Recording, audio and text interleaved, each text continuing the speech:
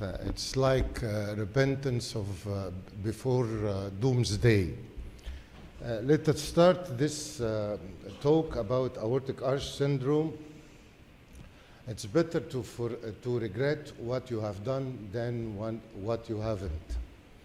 A few words about aortic arch syndrome. It's a chronic disorder of the great vessels which branch from the aortic arch, resulting in diminished caliber and insufficient blood supply. Consequently, the organs supplied by these branches suffer, and here the symptoms arise. Historically, Robert Adam in 1827 first described it as pulseless syndrome.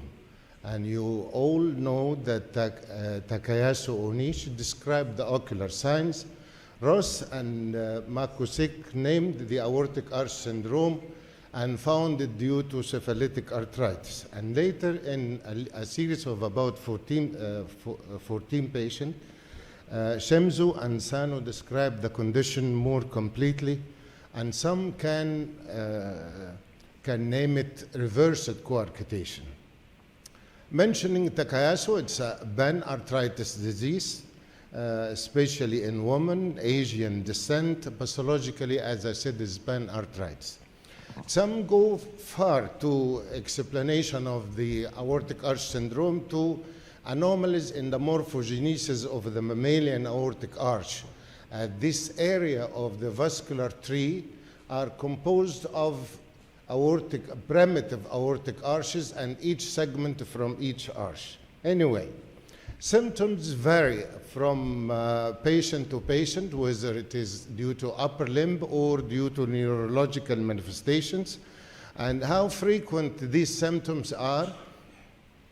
I just concentrate on the pulseless disease, no pulse in the upper half of the body, and syncopal attacks, and sometimes the TIAs and arm claudication.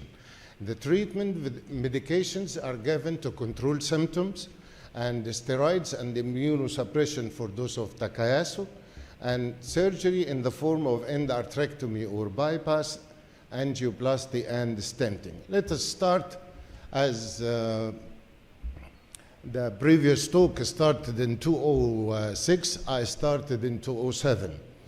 This patient was male patient, 52 years old, is not diabetic and not hypertensive. All his complaint was fainting attack during work. He fall down, they took him to the hospital, they gave him IV fluids, he recovered, and the story repeated so many times. On examination, there is no carotid pulse bilaterally and no radial pulse. And so I did CT angiography. And this is the picture, as you see, the arch with the three vessels stenosed at their ostium, with the left vertebral artery coming out from the arch, and even with stenosis at the beginning. Some different projections to show how the arch branch is affected. In 2007, we decided to attack the left side for the left subclavian and the left common carotid artery and correct these lesions. We did angioplasty of the left subclavian artery, and we placed the stent in the left subclavian artery, and it opened up and radial artery pulse restored. And then we went to the carotid artery. The stenosis was just above the ostium, is not exactly in the ostium, and we inserted the stent. We ended up by carotid pulse and radial pulse. We were happy by this, and we did post-op CT angiography and showed this picture. The patient went away, and in 2012, he came back with the same symptoms, with everything, as if we did nothing. So we decided to attack the right side, the innominate side, to open up the right subclavian artery and the innominate artery stenosis. So we did like that, and in a similar way, we did angioplasty and stenting on that side.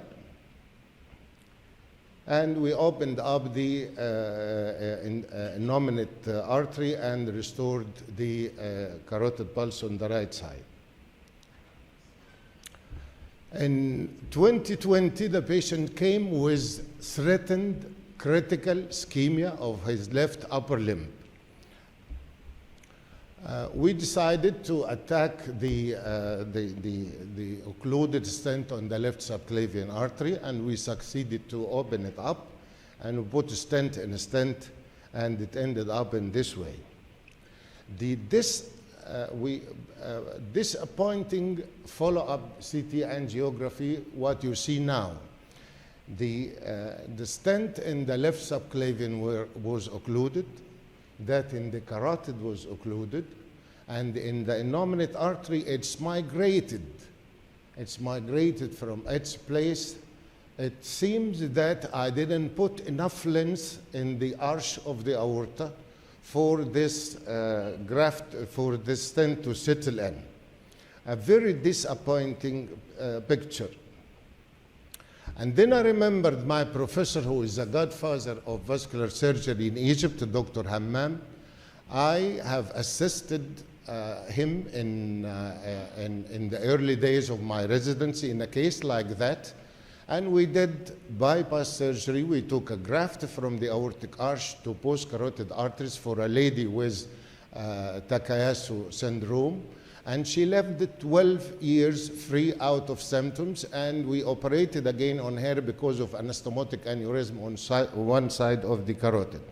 So I can hear his whisper in my ear every time, why don't you do like me before? You have seen it before, to do either the bypass or what you are doing now of the debranching procedure in the same picture on the left side.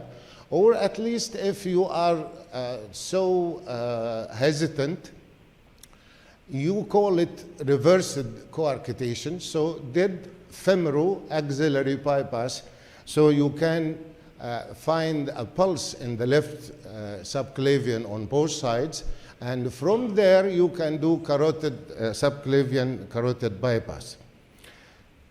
And I feel sad, and I said to myself, don't regret what you have done. But I said, I have given my best. I have no regret at all. Anyway, if it is good, it is wonderful, and if it is bad, it is experience. But about myself, I have no regrets about my life. Thank you.